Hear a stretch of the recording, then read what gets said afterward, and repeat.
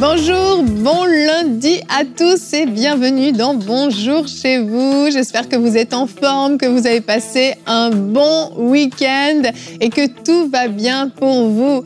Alors, on va démarrer une nouvelle habitude aujourd'hui. Le lundi, c'est la journée dédiée à nos partenaires. Alors, on veut prendre le temps ce matin de vous saluer, de vous remercier, de vous dire combien votre soutien est précieux pour nous, combien ça compte. Et ce sera notre petite habitude du lundi, donc ne manquez pas ce rendez-vous. Alors aujourd'hui, on va aborder une thématique super intéressante. Qu'est-ce qui me donne l'assurance de mon salut? Est-ce que je peux avoir cette assurance? Est-ce que c'est une assurance qui dure? Est-ce que ça dépend de certaines circonstances?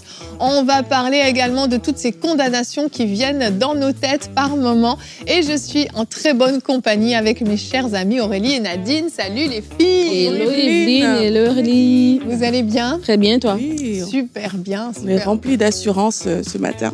As-tu l'assurance de ton salut, ma Surtout sœur? celle-là. Amen, amen, amen. C'est la meilleure des assurances, vraiment. Mais ce n'est pas le cas de tout le monde, hein. On parle parfois avec certaines personnes et on voit qu'il y a beaucoup de questions, beaucoup de doutes, d'interrogations et puis qui sont parfois légitimes, mais parfois pas du tout.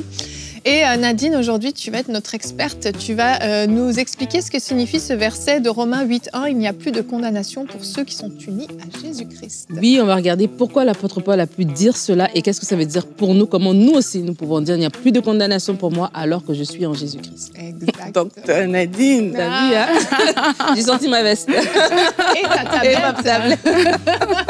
Frank n'est pas là pour la souligner, Non, donc je le fais. ouais, je vois, tu prends sa place. Ah non, je ne prétendrai jamais prendre la place de Frank, voyons. voyons. Et j'aimerais vous dire, si vous nous suivez et vous dites, mais moi j'ai l'assurance de mon salut, ce verset, je le connais très bien, mais gloire à Dieu pour ça, mais vous ne savez pas les personnes que le Seigneur va amener sur votre route.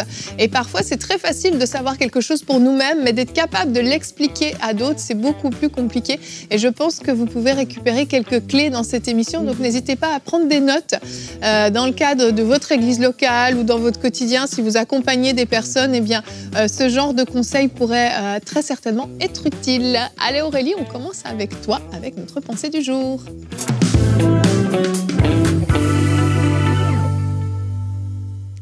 Donc, à la question de savoir qu'est-ce qui me donne l'assurance de mon salut, j'ai envie de te répondre ce matin que c'est une histoire d'esprit à esprit. On va lire ensemble dans Romains 8 au verset 15. La Bible dit « Et vous n'avez point reçu un esprit de servitude pour être encore dans la crainte, mais vous avez reçu un esprit d'adoption par lequel nous crions « Abba, Père ». Et au verset 16, la Bible dit « L'Esprit lui-même rend témoignage à notre esprit que nous sommes enfants de Dieu ». Ce passage nous dit quoi? Que l'Esprit de Dieu va te rendre témoignage à ton esprit, à l'intérieur de toi. Tu sauras, non pas par une force humaine, non pas parce que tu as pensé que tu es enfant de Dieu, pas parce que tu es né dans une famille chrétienne, à l'intérieur de toi, quand tu as accepté le Seigneur Jésus, le Saint-Esprit va le témoigner à ton esprit, à toi, et tu sauras. Et quelquefois, on doute pour plusieurs raisons. L'une des raisons pour lesquelles on doute parfois, c'est que on manque de connaissances sur la parole de Dieu et quelquefois, on fait la prière du salut et après, on refait la prière de salut et après, on refait encore la prière du salut. La vérité, c'est que si tu as cru en Dieu de tout ton cœur, la Bible nous dit ça dans Romains 10 au verset 9, si tu confesses de ta bouche le Seigneur Jésus et si tu crois dans ton cœur que Dieu l'a ressuscité des morts, tu seras sauvé. Car c'est en croyant du cœur qu'on parvient à la justice et c'est en confessant de la bouche qu'on parvient au salut, selon ce que dit l'Écriture. Quiconque croit en lui ne sera point confus.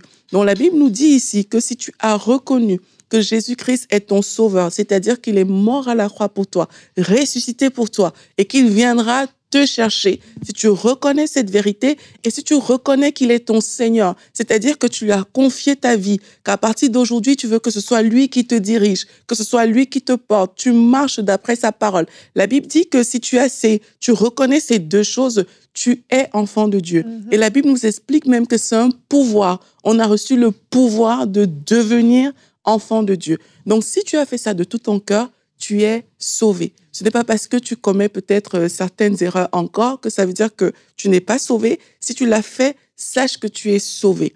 Maintenant, il y a des cas, des personnes qui doutent aussi tout simplement parce qu'elles ne sont pas encore sauvées. Parce que le témoignage intérieur dont je vous ai parlé, ça te donne une assurance. Tu ne peux pas forcément l'expliquer, mais tu sais que tu sais. Donc, si tu ne sais pas, peut-être aussi que tu es dans le cas où tu n'es pas encore sauvé. Et là, il va falloir te repentir, comme la Bible dit, et accepter Jésus comme ton Seigneur et comme ton Sauveur. Il y a d'autres cas, on le verra dans la discussion. Merci Aurélie. Ça prêtait à faire le contenu de l'émission. Elle allait répondre à la réponse d'experts et tout. Radio. Tu es très forte Aurélie, tu es super concise parce que tu arrives à dire énormément de choses dans une seule pensée. Et tu as dit quelque chose d'important. Tu as parlé de cette conviction du cœur, de ce témoignage intérieur à l'intérieur de nous qui fait qu'on sait. On sait qu'on sait en fait. Et c'est vrai que c'est pas évident. Moi je me souviens au début de ma vie chrétienne, je disais mais on pourrait pas juste avoir, je sais pas, un petit truc lumineux qui s'affiche sur notre front, sur notre main, peu importe, qu'on puisse savoir si on est sauvé ou pas, parce que c'est vrai que c'est pas quelque chose qui se voit avec les yeux, mais c'est quelque chose qu'on sait à l'intérieur de nous. Et une conviction, c'est pas quelque chose qui est appris, qui est réfléchi, qui est étudié. Une conviction, c'est quelque chose, juste c'est là, on le sait en fait. Et la sincérité de la démarche qu'on entreprend avec le Seigneur, c'est ça qui va nous donner cette assurance. Est-ce qu'on est vraiment sincère? Est-ce qu'on le fait parfois pour faire plaisir à quelqu'un? Je sais que Michael, il est allé pendant des années à l'église pour faire plaisir à sa mère, qui elle-même allait à l'église pour faire plaisir à sa propre mère. Donc vous voyez le truc. Est-ce qu'on le fait, c'est ça, pour faire plaisir à quelqu'un? Est-ce qu'on le fait pour accompagner notre époux, notre épouse? Est-ce qu'on est vraiment sincère dans cette démarche lorsqu'on s'est repenti? Est-ce qu'on a été sincère? Est-ce que réellement on a réalisé qu'on était loin de Dieu et qu'on avait besoin d'être pardonné?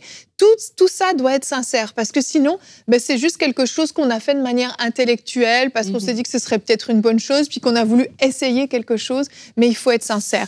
Et j'aimerais qu'on regarde notre verset du jour qui nous emmène aujourd'hui dans 1 Jean au chapitre 5, le verset 11 à 13. Alors, je vous invite même à lire tout le passage, tout le chapitre 5, il est très très intéressant, mais on va commencer au verset 11. « Et qu'affirme ce témoignage ?» Donc, c'est le témoignage que Dieu lui-même rend de son Fils Jésus. Il dit que Dieu a donné la vie éternelle et que cette vie est en son Fils. Celui qui a le Fils a la vie. Celui qui n'a pas le Fils de Dieu n'a pas la vie. C'est assez simple. Le dernier verset, « Je vous ai écrit cela pour que vous sachiez que vous avez la vie éternelle, vous qui croyez au Fils de Dieu. » En fait, Jean veut juste expliquer la simplicité. En fait, est-ce que tu as le Fils? Alors, avoir le Fils, c'est est-ce que Jésus est venu habiter en toi? Est-ce que tu l'as invité à venir vivre en toi? Est-ce que tu lui as donné toute ta vie? Est-ce qu'à un moment donné dans ta vie, tu as dit, Seigneur, là, maintenant, je veux plus vivre ma vie comme je le voulais, je veux te donner ma vie, et c'est comme, tu prends les rênes de ma vie, et c'est toi qui me dirige désormais. Est-ce que tu as fait cette démarche? Si oui, tu as le Fils. Ce verset est très clair. Si tu as le Fils, tu as la vie éternelle. Si tu n'as pas le Fils, tu n'as pas la vie éternelle. J'ai aimé dans la pensée d'Aurélie, elle parlait des gens qui peut-être vont se dire, oui, j'ai reçu, mais après, je veux encore à l'appel au salut. Je veux encore l'appel au salut, je veux encore l'appel au salut. Ils doutent de leur salut. En fait, ils ont comme ça constamment la culpabilité de se dire est-ce que je l'ai ou je ne l'ai pas, et ils répondent à l'appel constamment, l'inquiétude. Et en fait, quand elle parlait, il y a une image qui est venue dans ma tête parce que récemment, mon fils a eu 19 ans et j'ai mis de la photo sur mon téléphone de lui quand il était bébé. Et cette image est revenue. Parce qu'un bébé ne sait pas qui sont ses parents. C'est pour ça qu'on peut voler un bébé. Un bébé ne sait pas elle est où sa maison. C'est les parents qui savent, qui prennent le bébé, qui l'amènent avec lui partout. Mais quand l'enfant grandit, l'enfant peut savoir que c'est lui mon papa, c'est lui ma maman. L'enfant sait où est-ce qu'il habite. L'enfant sait à qui il appartient. Et je crois que des fois, quand on est comme ça en train de tout le temps s'inquiéter, est-ce que vraiment je suis sauvé, de douter, de retourner encore à s'approcher à l'appel au salut, c'est qu'on a besoin de grandir en fait, pour savoir vraiment à qui on appartient. Ça veut dire qu'on est encore bébé. On ne sait pas. On a besoin de grandir. C'est pas qu'on n'était pas sincère, mais c'est qu'on a accepté Jésus, mais on ne s'est pas fortifié en fait dans la parole. On ne s'est pas ancré pour recevoir justement cette révélation. On a eu la révélation, Dieu a témoigné à notre esprit, voilà, on s'est levé, Mais après, on n'est pas allé plus loin. Et je veux vraiment appeler les gens qui ont cette inquiétude-là à grandir dans la parole. Plus que tu vas la lire, la parole, plus que tu vas la méditer, plus que tu vas voir ce que le Seigneur te dit, plus que tu vas voir que rien ne peut te séparer de son amour, plus que tu vas voir que Jésus-Christ a dit, si vous croyez en moi, vous avez la vie éternelle. Et donc, cette assurance-là va venir. Et lorsque l'ennemi viendra avec une parole qui te dit, non, pas toi, ben, tu vas le rappeler que non, j'ai la vie, je crois en Jésus-Christ, j'ai mis ma foi en lui et j'ai cette assurance de mon salut. Et vraiment, je veux vraiment encourager les gens par rapport à ça parce que des fois, on va peut-être penser que notre assiduité à l'église, c'est ça qui est notre salut, le fait d'être dans une famille chrétienne, comme Aurélie l'avait dit, le fait de suivre une émission comme Bonjour chez vous, etc. Mais non, c'est pas ça. L'assurance de notre salut, c'est tout simplement parce qu'on a mis notre foi en Christ. Oui, et c'est bien d'avoir la révélation de l'œuvre de la croix. Parce que je pense que ça fait vraiment une différence aussi dans la vie des personnes qui acceptent le Seigneur Jésus. C'est vraiment méditer sur qu'est-ce qui s'est passé à la croix. Et c'est une révélation qui change tout, en fait. Ça t'ouvre les yeux, ça assoit cette assurance à l'intérieur de toi. Donc, c'est important de méditer. Mais il y a aussi une autre catégorie de personnes à qui je veux m'adresser. C'est aussi les personnes qui disent que mais moi, je fais du bien. Et je crois que je serai sauvée. J'ai déjà rencontré beaucoup de personnes comme ça où c'est vraiment les œuvres.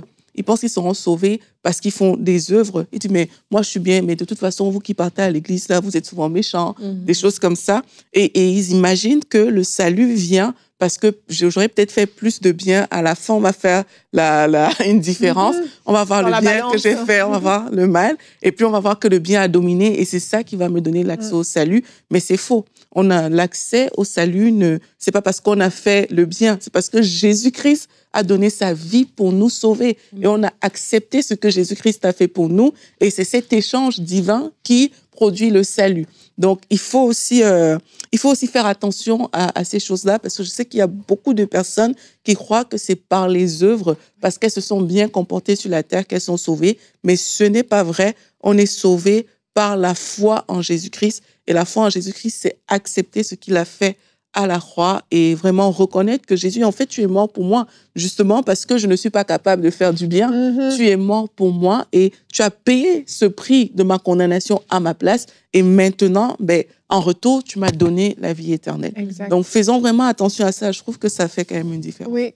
Et à l'inverse, il y en a qui pensent que pour être sauvé, il faut souffrir, il faut se priver de tout, être dans une grande pauvreté et porter sa croix. On en a déjà parlé dans Bonjour chez vous, mais porter sa croix dans le sens, c'est normal d'être malheureux, c'est normal de souffrir. Et il y a même cette croyance de plus je souffre, plus c'est douloureux pour moi, eh bien plus mon salut va être qualitatif et plus je serai sûre d'être sauvée. Donc je pense qu'il faut aussi faire très très attention à toutes ces fausses croyances. On n'est pas censé vivre non plus reclus, loin du monde, loin de tout, être enfermé juste avec Dieu. Certains font des vœux de silence, toutes sortes de choses. C'est pas ce genre de choses qui vont nous garantir notre salut. Bien au contraire, et je pense qu'il faut vraiment faire la part des choses. Donc posez-vous simplement cette question.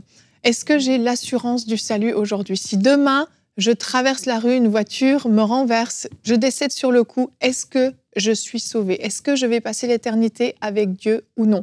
Et enlevez toutes les choses qu'on a pu vous dire, tout ce qu'on a pu vous expliquer. Basez-vous simplement sur ce verset que j'ai lu qui est très simple. Est-ce que vous avez le Fils? Si oui, vous avez cette assurance d'avoir la vie éternelle. Et dans certains cas, tu voulais ajouter quelque chose? Mais peut-être pour les personnes qui ne l'ont pas, justement, c'est vraiment dans la suite de tout ce que tu es en train de dire. Si je t'ai coupé la parole. Non, vas-y. Si oui, vous avez l'assurance d'avoir la vie éternelle. Mais sinon, aujourd'hui, la Bible dit, si aujourd'hui vous entendez sa voix, n'endurcissez pas votre cœur. Ça veut dire que si aujourd'hui tu entends ce message, et comme Evelyne l'a dit, on ne sait pas ce que sera demain, on ne souhaite pas que le malheur vous arrive, pas du tout, mais on ne sait pas ce que sera demain. Donc si aujourd'hui tu entends cette parole qu'on a dit, tu peux décider d'ouvrir ton cœur à Jésus-Christ. Comme on a vu, il faut l'accepter comme son Seigneur et comme son Sauveur. Dis à Jésus, mais Jésus, en fait, tu l'as fait pour moi, tu as pris mes péchés, je te demande pardon pour la vie que j'ai menée, mais aujourd'hui, je veux rentrer dans cette vie que tu as à m'offrir et je veux vivre selon ta parole parce qu'en t'ayant toi, j'ai la vie éternelle, comme Evelyne nous le disait. Donc, tu peux accepter Jésus aujourd'hui. Pour ça, tu peux juste ouvrir ton cœur et parler à Jésus. Dis à Jésus, Seigneur, je te veux dans ma vie, je t'accepte dans ma vie. Et tu vas voir que cette assurance va venir dans ton cœur. Cette paix va venir dans ton cœur. Ce témoignage à ton esprit va venir dans ton cœur. On va prier rapidement ensemble pour toutes les personnes qui ont fait ce choix d'accepter le Seigneur Jésus aujourd'hui. Seigneur, on peut te dire merci pour tous les frères, pour toutes les sœurs qui sont là et qui t'ont ouvert leur cœur aujourd'hui. Seigneur, merci parce que tu pardonnes les péchés. Tu as pardonné nos péchés parce que tu ne veux qu'aucun d'entre nous ne périsse. Merci parce que tu le fais pour mon frère, tu le fais pour ma sœur. Et alors qu'ils t'ouvrent leur cœur aujourd'hui, Seigneur, reçois-les favorablement. Merci Seigneur de les avoir sauvés, de les avoir lavés, de les avoir purifiés. Merci d'avoir fait d'eux des enfants de Dieu et de leur donner cette assurance du salut, que rien ne vienne jamais voler cette assurance au nom de Jésus-Christ. Si vous avez fait cette prière avec nous, bienvenue dans la famille de Dieu. Nous aussi, on a fait cette prière il y a quelques années et nos vies n'ont plus jamais été la même. Et si c'était à refaire, on le refera encore. Amen. Donc, bienvenue et que le Seigneur vous bénisse. Amen. Et puis, dans certains cas, on va douter parce que on se sent condamné. On se sent toujours condamné. Jamais assez juste, jamais assez bien. Alors, si c'est votre cas, je vous laisse suivre la rubrique Réponse d'experts.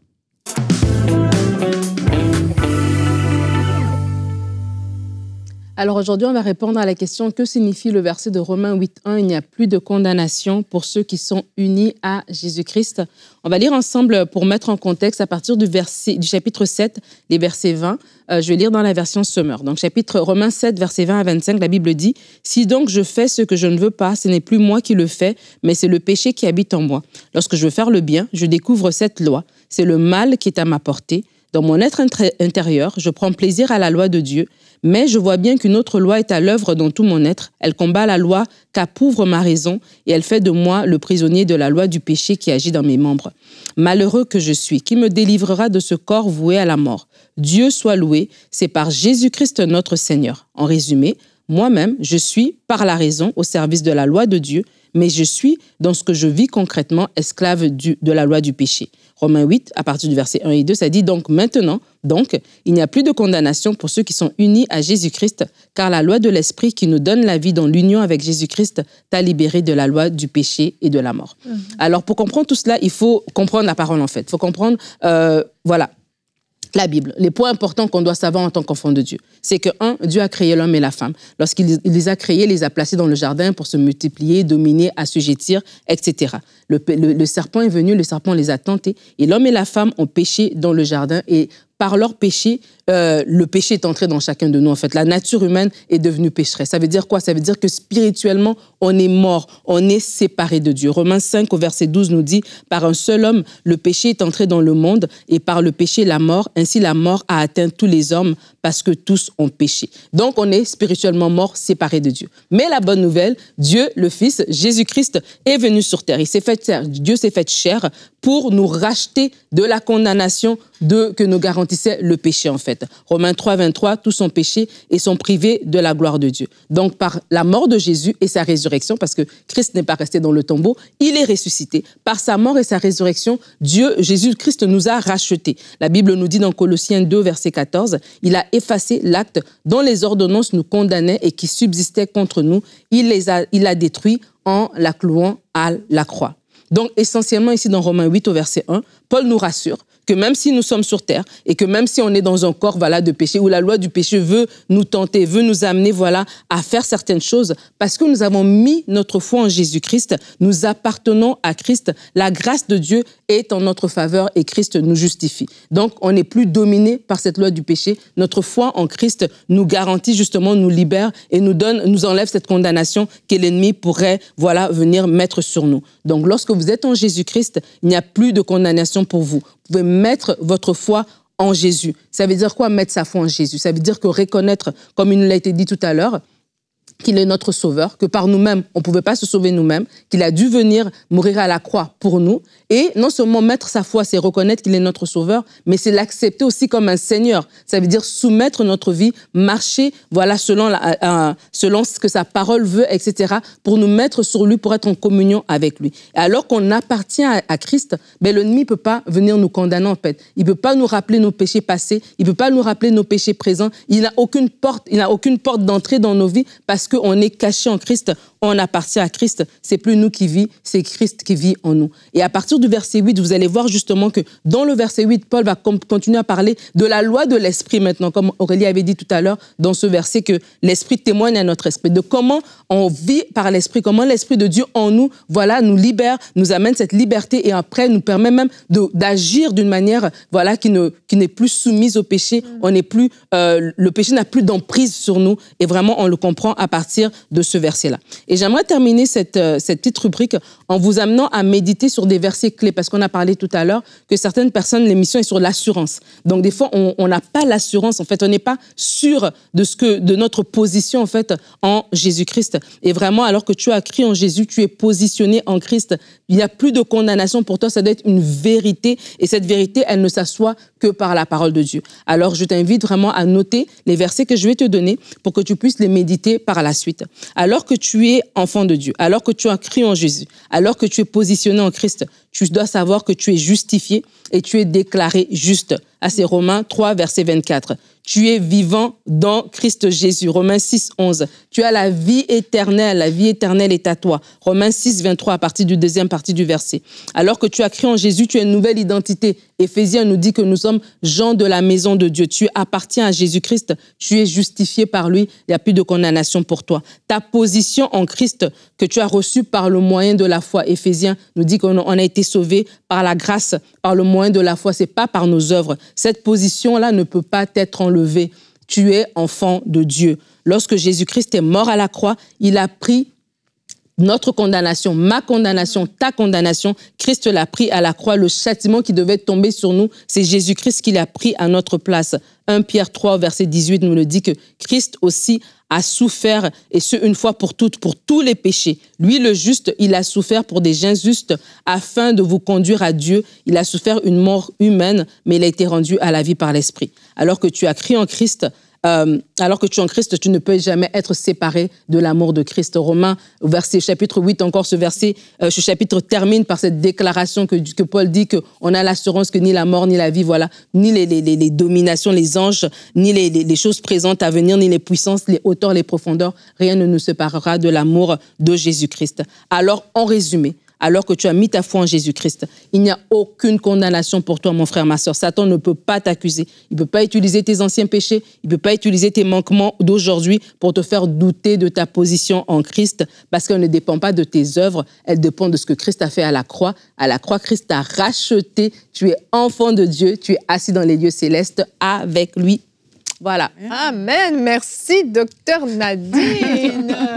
Magnifique. On a eu un merveilleux déroulé de tout ce qui s'est passé à la croix et c'est juste extraordinaire, moi, d'entendre ça. J'ai comme de la reconnaissance qui monte dans mon cœur. Oui, et j'avais aussi cette pensée, je voulais ajouter, pour ceux qui nous suivent, vous avez décidé vraiment de faire de Jésus le Seigneur de votre vie, mais vous ne vous êtes pas fait baptiser d'eau encore. Le baptême d'eau fait partie en fait de ce package dont on parle et le baptême d'eau est un indispensable. Et dans Romains 6, vous voyez que lorsque vous êtes plongé dans l'eau, eh bien on voit que le péché est réduit à l'impuissance. Vous ressortez, le vieil homme reste au fond de l'eau, vous ressortez comme une nouvelle créature. C'est plus qu'un symbole. Spirituellement, il se passe quelque chose et je vous invite vraiment, si vous n'avez pas encore décidé de vous faire baptiser d'eau par immersion, que vous puissiez aller rencontrer votre pasteur et bien sûr rejoindre une église locale, une bonne église locale qui va enseigner toute la parole de Dieu. C'est un indispensable. On va continuer, on va découvrir un très beau témoignage.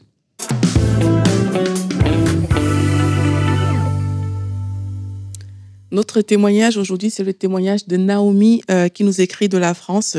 Elle nous dit, en fait, il y a des témoignages qui seront bien à lire, tu vois. Elle nous dit, en 2020, j'étais oppressée par des crises d'angoisse et l'échec scolaire. Je vivais dans le mensonge et l'impudicité en concubinage avec un non-croyant. Elle dit, un soir, alors que j'étais submergée par une crise d'angoisse, je suis tombée sur une vidéo de prière inspirée sur le sommeil paisible. C'est une vidéo populaire, cette vidéo-là. Elle dit, cette vidéo a changé ma vie. J'ai commencé à écouter l'émission chaque jour, à faire tourner tous les épisodes de prière inspirée et ma vie a commencé à se transformer. D'abord, j'ai trouvé une église locale. C'est ce que toutes les personnes qui ont accepté Jésus aujourd'hui doivent faire. Comprenant enfin l'importance de l'assemblée. J'ai été libérée des crises d'angoisse. J'ai cessé les relations intimes hors mariage et je me suis fait baptiser. J'ai repris mes études et j'ai quitté mon compagnon. Aujourd'hui, je suis diplômée. Je sers l'Éternel et ma famille est revenue à Dieu et certains sont sur la bonne voie. Amen. En écrivant ces lignes, je suis moi-même choquée de réaliser à quel point ma vie, mon état d'esprit et mes désirs ont fait un virage à 180 degrés simplement parce que des hommes ont obéi à Dieu et que j'ai appuyé sur une vidéo sur mon téléphone. Wow. Et là, elle nous bénit et elle encourage tout le monde et dit « Restez toujours attachés à Dieu et fidèles à sa parole. » Vous voyez comment elle-même, elle reconnaît que sa vie a fait un 180 juste parce qu'elle a écouté une vidéo qui a fait qu'elle écoute d'autres vidéos et il y a eu cette transformation. Et quand je vois ce témoignage, j'aimerais dire aussi que accepter Jésus produit une transformation dans votre vie. Il y a un avant, il y a un après, que vous-même, vous allez pouvoir attester. Les gens autour de vous vont pouvoir attester qu'il y a eu un avant et qu'il y a eu un après. Donc vraiment, ne négligeons pas ce si grand salut qui nous a été offert en Jésus-Christ. Et j'aimerais aussi juste faire une parenthèse pour toutes les personnes qui, comme nous, ont peut-être accepté le Seigneur depuis plusieurs années. Il y en a parfois, on perd la joie de notre salut parce qu'on ne réalise pas à quel point c'est un grand cadeau. Parfois, on oublie en fait que Jésus-Christ a accompli quelque chose d'extraordinaire pour nous et on laisse les événements, les circonstances, différentes choses nous faire perdre cette joie du salut. Mais toi aussi qui as écouté cette émission, tu te disais, mais moi, je suis déjà sauvé. Eh bien, sache que la joie de ton salut est importante. Il faut la garder, il faut la chérir, continuer à rendre des actions de grâce à Dieu pour ce salut parce que c'est la meilleure chose qui nous soit arrivée dans la vie. Tellement. Merci Aurélie. Moi, quand j'entends des témoignages comme ça, je me dis, c'est pour des Naomi qu'on fait ce qu'on fait. C'est vrai, on prie souvent que le Seigneur attire les bonnes personnes à suivre nos émissions, que les incroyants puissent tomber par hasard sur nos vidéos. Et c'est des choses comme ça qui arrivent.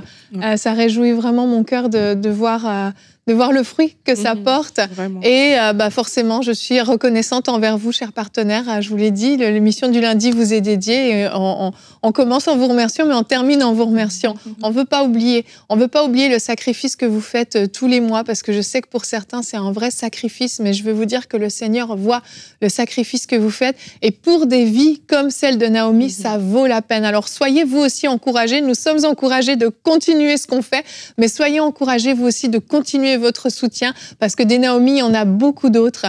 Et on prie vraiment que ces gens puissent tomber sur ces émissions. Et si vous nous écoutez et vous n'êtes pas encore partenaire, vous pouvez vous aussi rejoindre cette grande famille des partenaires.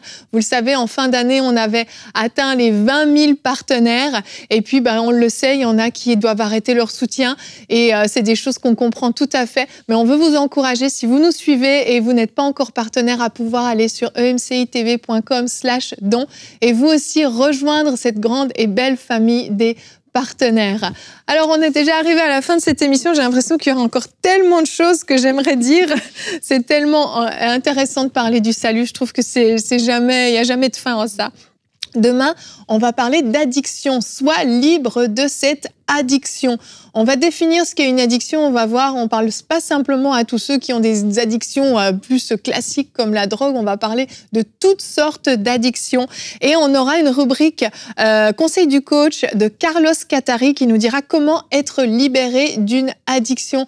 Vraiment des pépites qu'il va partager, qu'il a lui-même expérimenté dans sa vie. Alors on vous dit à demain. Merci d'avoir été avec nous et bonjour chez vous.